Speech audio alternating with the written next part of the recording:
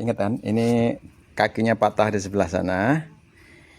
Nah, supaya dia bisa dipakai lagi, dipotong di sini. Oke. Fotonya gini dong, Kenapa kok gitu? kan miring. Oh iya. Nah, ini kakinya miring. Oh iya ya, harus diukur berarti. Gimana? Kemiringannya harus diukur. Iya, pakai ada pensil nggak? Oke, sebentar. Jadi miringnya ini kita sesuaikan dengan miringnya ini. Otomatis setiap kakinya ini kan lurus rata-rata air. Nah, jadi kita paskan.